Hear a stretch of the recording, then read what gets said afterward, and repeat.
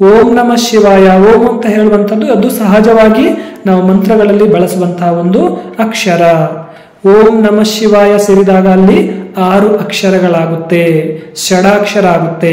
ನಮಃ ಶಿವಾಯ ಅಂತ ಹೇಳುವಂಥದ್ದು ಪಂಚಾಕ್ಷರಿ ಆಗುತ್ತೆ. ಈ ಪಂಚಾಕ್ಷರಿಯನ್ನ ಭಕ್ತರಿಗೆ ಬೋಧನೆ ಮಾಡ್ತಾರೆ. ಹಾಗೆ ಅಷ್ಟಾಕ್ಷರಿ ಇರ್ಬಹುದು, ಸಪ್ತಾಕ್ಷರಿ ಇರ್ಬಹುದು.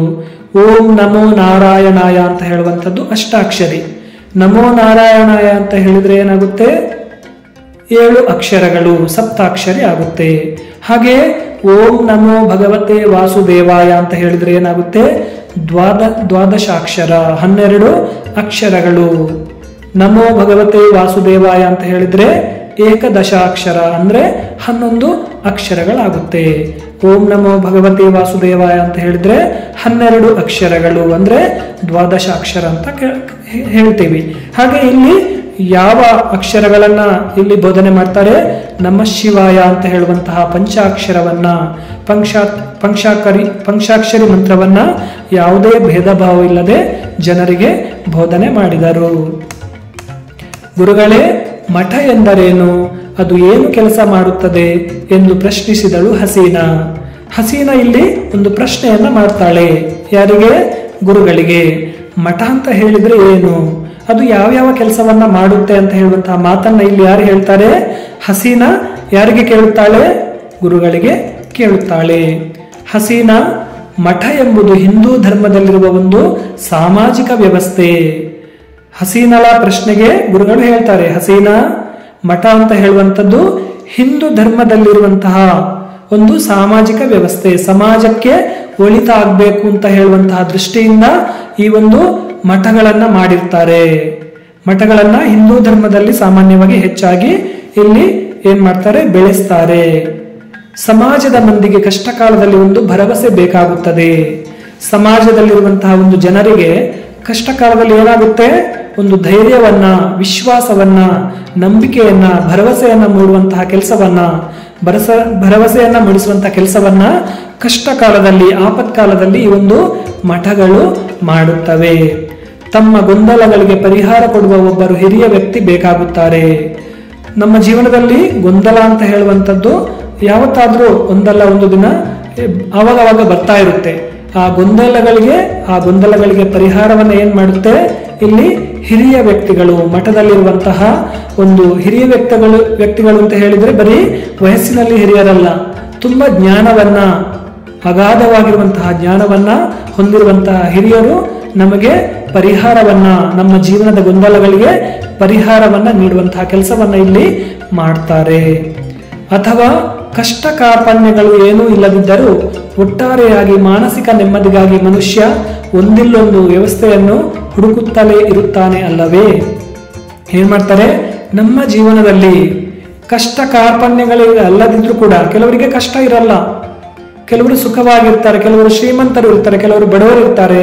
ಶ್ರೀಮಂತರಿಗೆ ಕಷ್ಟ ಕಾರ್ಪಣ್ಯಗಳು ಇಲ್ಲದಿದ್ರೂ ಕೂಡ ಮಾನಸಿಕವಾಗಿ ಅವರು ನೆಮ್ಮದಿಯಲ್ಲಿ ಇರುವುದಿಲ್ಲ. ಶ್ರೀಮಂತರಾಗಿದ್ರು ಕೂಡ ನಿಜವಾಗಿ ಅವರು ಸಮಾಧಾನವಾಗಿ, ಶಾಂತಿಯಿಂದ, ನೆಮ್ಮದಿಯಿಂದ ಜೀವನವನ್ನು ನಡೆಸಲಿಕ್ಕೆ ಆಗಲ್ಲ. ಹಲವಾರು ಗೊಂದಲಗಳು, ಮಾನಸಿಕವಾಗಿ ಅವರು ತೊಂದರೆಯನ್ನ ಅನುಭವಿಸ್ತಾ ಇರ್ತಾರೆ. ಆ ಒಂದು ತೊಂದರೆಗೋಸ್ಕರ ಪರಿಹಾರವನ್ನ ಹುಡುಕುವುದಕ್ಕೋಸ್ಕರ, ಮಾನಸಿಕವಾಗಿ ನೆಮ್ಮದಿಯನ್ನ ಪಡ್ಕೊಳ್ಳುವುದಕ್ಕೋಸ್ಕರ ಏನ್ ಮಾಡ್ತಾರೆ? ಸಮಾಜಮುಖಿ ಕೆಲಸವನ್ನ ಮಾಡುವಂತಹ ಈ ಒಂದು ಪರಿಹಾರವನ್ನ ಮಾಡುವಂತಹ ಕೆಲಸವನ್ನ ಮಠಮಾನ್ಯಗಳು ಮಾಡುತ್ತವೆ. ಅಂತಹ ಜನರಿಗೆ ಅಂಥದ್ದೊಂದು ಭದ್ರತೆ ಅಂದ್ರೆ ರಕ್ಷಣೆ, ಭರವಸೆ ಮೂಡಿಸುವ ಕೆಲಸ ಮಾಡುವುದೇ ಮಠಗಳು. ಅಂತಹ ಭದ್ರತೆ, ಭರವಸೆಯನ್ನ ಮೂಡಿಸುವಂತಹ, ವಿಶ್ವಾಸವನ್ನ, ನಂಬಿಕೆಯನ್ನ ಮೂಡಿಸುವಂತಹ ಕೆಲಸವನ್ನ ಏನ್ ಮಾಡುತ್ತೆ? ಮಠಗಳು ಮಾಡುತ್ತೆ. ಅವು ಬಡಬಗ್ಗರಿಗೆ ಧನ ಸಹಾಯ ಮಾಡಬಹುದು. ಬಡವರಿಗೆ ಧನ ಸಹಾಯವನ್ನ ಮಾಡುವಂಥದ್ದು, ಸಮಾಜದಿಂದ ಪಡ್ಕೊಂಡಿರುವಂತಹ ಹಣವನ್ನ ಸಮಾಜಕ್ಕೆ ನೀಡುವಂಥದ್ದು. ಅಂದ್ರೆ ಶ್ರೀಮಂತ ವರ್ಗದ ಜನರು ಏನ್ ಮಾಡ್ತಾರೆ? ಇಲ್ಲಿ ಮಠಕ್ಕೆ ಹಣವನ್ನ ನೀಡುತ್ತಾರೆ. ಅಥವಾ ಬೇರೆ ಬೇರೆ ರೀತಿಯ ರೂಪದಲ್ಲಿ, ಹಣದ ರೂಪದಲ್ಲಿರ್ಬಹುದು, ಅಥವಾ ಕಾಳುಗಳ ರೂಪದಲ್ಲಿ ಇರಬಹುದು, ಅಥವಾ ಚಿನ್ನ ಬೆಳ್ಳಿಯನ್ನ ನೀಡುವಂತಹ ಮೂಲಕ ಇರಬಹುದು. ಈ ರೀತಿ ಮಠಗಳಿಗೆ ದಾನವನ್ನ ಮಾಡ್ತಾರೆ. ಹಾಗೆ ಆ ಶ್ರೀಮಂತರು ನೀಡುವಂತಹ ಹಣವನ್ನ, ಸಮಾಜದಿಂದ ಬಂದಿರುವಂತಹ ಹಣವನ್ನ ಸಮಾಜದ ಬಡಬಗ್ಗರಿಗೆ ಏನ್ ಮಾಡ್ತಾರೆ? ಧನ ಸಹಾಯ ಮಾಡುವ ಮೂಲಕ ಮಠಗಳು ಮಾಡುತ್ತವೆ. ವಿದ್ಯಾರ್ಥಿಗಳಿಗೆ ಊಟ ವಸತಿ ನೀಡಬಹುದು. ಬಡ ವಿದ್ಯಾರ್ಥಿಗಳು, ಎಲ್ಲರೂ ಮಕ್ಕಳು ಕೂಡ ಶ್ರೀಮಂತರಾಗಿಯೇ ಇರಲ್ಲ, ಕೆಲ ಮಕ್ಕಳು ತುಂಬಾ ಬಡತನದಿಂದ ಇರ್ತಾರೆ. ಅಂತಹ ಬಡ ಮಕ್ಕಳಿಗೆ ಊಟವನ್ನ ನೀಡುವಂಥದ್ದು ಅಥವಾ ಅವರಿಗೆ ಉಳ್ಕೊಳ್ಳೋಕೆ ವಸತಿ ವ್ಯವಸ್ಥೆಯನ್ನ ಮಾಡುವಂಥದ್ದು, ಈ ರೀತಿಯ ಒಂದು ಒಳ್ಳೆಯ ಸಮಾಜಮುಖಿ ಸೇವಾ ಕಾರ್ಯಗಳನ್ನು ಈ ಮಠಗಳು ಮಾಡುತ್ತವೆ. ದಿಕ್ಕು ತೋಚದವರಿಗೆ ಮಾನಸಿಕ ನೆಮ್ಮದಿ ನೀಡುವ ಉಪದೇಶ ಮಾಡಬಹುದು. ತಮ್ಮ ಜೀವನದಲ್ಲಿ ಗೊಂದಲಗಳಾಗಿ ದಾರಿಯೇ ತೋರಲ್ಲ, ದಿಕ್ಕೇ ತೋರ್ತಾ ಇಲ್ಲ, ಅವಾಗ ಮಾನಸಿಕವಾಗಿ ನೆಮ್ಮದಿಯನ್ನ ನೀಡುವುದಕ್ಕೋಸ್ಕರ ಈ ಮಠದಲ್ಲಿ ಏನ್ ಮಾಡ್ತಾರೆ, ಉಪದೇಶವನ್ನ ಕೂಡ ಮಾಡ್ತಾರೆ. ಧಾರ್ಮಿಕ ಕಾರ್ಯಕ್ರಮಗಳನ್ನು ನಡೆಸಬಹುದು. ಈ ಮಠ ಮಾನ್ಯಗಳು ಏನ್ ಮಾಡುತ್ತೆ, ಧಾರ್ಮಿಕ ಕೆಲಸಗಳನ್ನು ಕೂಡ ಮಾಡುತ್ತೆ.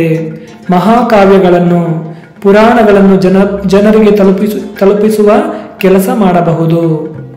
ಮಹಾಕಾವ್ಯಗಳು, ರಾಮಾಯಣ ಇರ್ಬೋದು, ಭಾರತ ಇರ್ಬೋದು, ಅಥವಾ ಪೌರಾಣಿಕ ಕಥೆಗಳಿರ್ಬೋದು, ಈ ಒಂದು ವಿಚಾರಗಳನ್ನ ಜನರಿಗೆ ತಲುಪಿಸುವಂತಹ ಕೆಲಸಗಳನ್ನು ಮಠಮಾನ್ಯಗಳು ಮಾಡ್ತಾ ಇದೆ.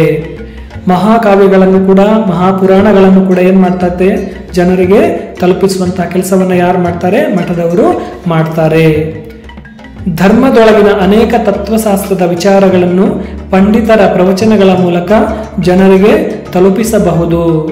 ಧರ್ಮದೊಳಗೆ ಅನೇಕ, ನಮ್ಮ ಧರ್ಮವನ್ನ ಯಾವ ರೀತಿ ನಾವು ಕಾಪಾಡಬೇಕು, ಆಚರಣೆಯಲ್ಲಿ ತರಬೇಕು, ನಮ್ಮ ಧರ್ಮದಲ್ಲಿ ಏನೇನು ಕೆಲಸವನ್ನ ನಾವು ಒಳ್ಳೆಯ ರೀತಿಯಲ್ಲಿ ಜನರಿಗೆ ಮಾಡಬೇಕು, ನಮ್ಮ ಶಾಸ್ತ್ರಗಳನ್ನ, ನಮ್ಮ ಆಚರಣೆಗಳನ್ನ, ಆಚಾರ ವಿಚಾರಗಳನ್ನ ಯಾವ ರೀತಿ ನಾವು ಆಚರಣೆಯಲ್ಲಿ ಅಳವಡಿಸಿಕೊಳ್ಬೇಕು ಅಂತ ಹೇಳುವಂತಹ ಮಾತುಗಳನ್ನ ಈ ಪಂಡಿತರು ಪ್ರವಚನಗಳ ಮೂಲಕ ಏನ್ ಮಾಡ್ತಾರೆ, ಈ ಮಠ ಮಾನ್ಯಗಳಲ್ಲಿ ಮಾಡ್ತಾರೆ ಅಥವಾ ಮಠಗಳಲ್ಲಿ ಜನರಿಗೆ ತಲುಪಿಸ್ತಾರೆ.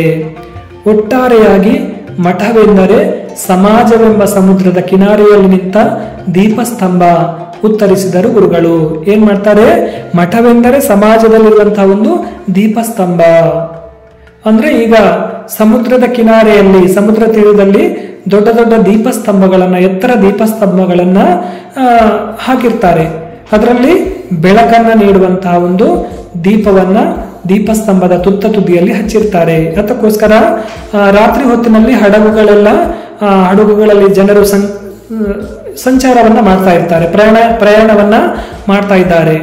ಆ ಸಮುದ್ರದಲ್ಲಿ ಪ್ರಯಾಣವನ್ನ ಮಾಡಬೇಕಾದ್ರೆ ಏನಾಗುತ್ತೆ, ಅಲ್ಲಿ ಆ ಒಂದು ಸಮುದ್ರ ತೀರದ ದೀಪಸ್ತಂಭಗಳಲ್ಲಿ ಇರುವಂತಹ ಬೆಳಕಿನ ಮೂಲಕ ಆ ಕಿನಾರೆಯಲ್ಲಿ ಆ ಬೆಳಕನ್ನ ನೋಡಿ ಆ ದಾರಿಯನ್ನ, ಯಾವ ರೀತಿ ನಾವು ಪ್ರಯಾಣವನ್ನ ಆ ಕಿನಾರೆಗೆ, ಆ ಸಮುದ್ರ ತೀರಕ್ಕೆ ಬರಬೇಕು, ಸಮುದ್ರ ಮಧ್ಯದಲ್ಲಿರುವಂತಹ ಹಡಗನ್ನ ಆ ಬೆಳಕಿನ ಮೂಲಕ ಪತ್ತೆ ಹಚ್ಚಿ ತಮ್ಮ ಪ್ರಯಾಣವನ್ನ, ತಮ್ಮ ದಾರಿಯನ್ನ, ಆ ತೀರವನ್ನ ತಲುಪುವುದಕ್ಕೆ ಸಹಾಯ ಆಗುತ್ತೆ.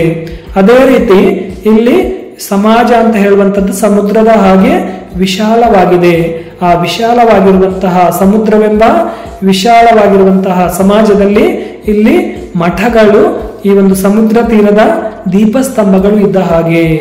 ಅಂದ್ರೆ ಅಲ್ಲಿ ಕೂಡ ಮಠಗಳಲ್ಲಿ ದೀಪಸ್ತಂಭಗಳನ್ನ, ಎತ್ತರವಾಗಿರುವಂತಹ ದೀಪಸ್ತಂಭಗಳನ್ನ ನೀಡಿ ಅಲ್ಲಿ ದೀಪವನ್ನ ಹಚ್ಚಿರ್ತಾರೆ.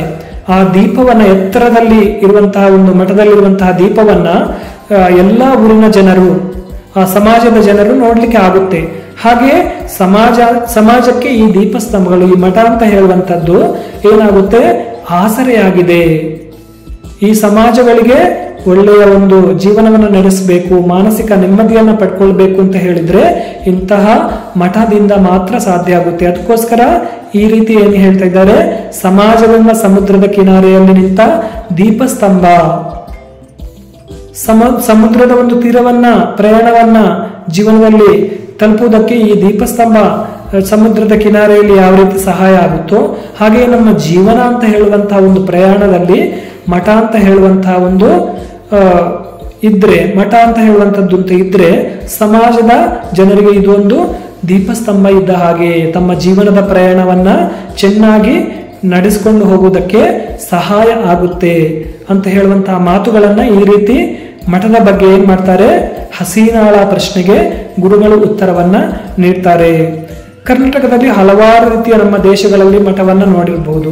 ಹಾಗೆ ಕರ್ನಾಟಕದಲ್ಲಿ ನಾವು ಕೊಪ್ಪಳ ಜಿಲ್ಲೆಯಲ್ಲಿರುವಂತಹ ಗವಿಸಿದ್ದೇಶ್ವರ ಮಠದ ಬಗ್ಗೆ ಕೇಳಿರಬಹುದು. ಅಲ್ಲಿ ಕೂಡ ಜಾತ್ರೆ ಎಲ್ಲ ಆಗ್ತಾ ಇರುತ್ತೆ, ಲಕ್ಷಾಂತರ ಜನ ಅಲ್ಲಿ ಆ ಒಂದು ಜಾತ್ರೆಯನ್ನು ನೋಡೋದಕ್ಕೆ ಬರ್ತಾರೆ. ಹಾಗೆ ತುಮಕೂರು ಜಿಲ್ಲೆಯಲ್ಲಿರುವಂತಹ ಸಿದ್ಧಗಂಗಾ ಮಠ ಇರ್ಬೋದು, ಇದು ಕೂಡ ಹೆಸರುವಾಸಿಯಾಗಿರುವಂತಹ ಮಠ ಆಗಿದೆ. ಹಾಗೆ ಉಡುಪಿ ಜಿಲ್ಲೆಯಲ್ಲಿರುವಂತಹ ಅಷ್ಟ ಮಠಗಳಿರ್ಬೋದು. ಈ ರೀತಿ ಸಾವಿರಾರು ಮಠಗಳು ನಮ್ಮ ದೇಶದಾದ್ಯಂತ ಇದೆ. ಈ ಒಂದು ಮಠಗಳು ಸಮಾಜಕ್ಕೆ ಆಸರೆಯಾಗಿದೆ. ಬಡಬಗ್ಗರಿಗೆ ಕೂಡ ಸಮಾಜಕ್ಕೆ ಏನ್ ಮಾಡ್ತಾ ಇದೆ, ಬಡಬಗ್ಗರಿಗೆ ಸಹಾಯವನ್ನ ಮಾಡುವಂತಹ ಕೆಲಸವನ್ನ ಮಾಡ್ತಾ ಇದೆ. ಹಾಗೆ ಬೇರೆ ಬೇರೆ ಧಾರ್ಮಿಕ ಆಚರಣೆಗಳ ಮೂಲಕ ಜನರಿಗೆ ಮಾನಸಿಕವಾಗಿ ನೆಮ್ಮದಿಯನ್ನ ನೀಡುವಂಥದ್ದು, ರಕ್ಷಣೆಯನ್ನ ನೀಡುವಂಥದ್ದು, ಭದ್ರತೆಯನ್ನ ನೀಡುವಂತಹ ಕೆಲಸಗಳು ಈ ಮಠಮಾನ್ಯಗಳು ಮಾಡ್ತಾ ಇದೆ. ವಿದ್ಯಾರ್ಥಿಗಳೇ, ಇವತ್ತಿನ ಪಾಠವನ್ನ ಇಲ್ಲಿಗೆ ನಿಲ್ಲಿಸೋಣ. ಮುಂದಿನ ಭಾಗದಲ್ಲಿ ಉಳಿದ ಭಾಗವನ್ನು ನಾವು ಮುಂದುವರಿಸೋಣ. ಧನ್ಯವಾದಗಳು.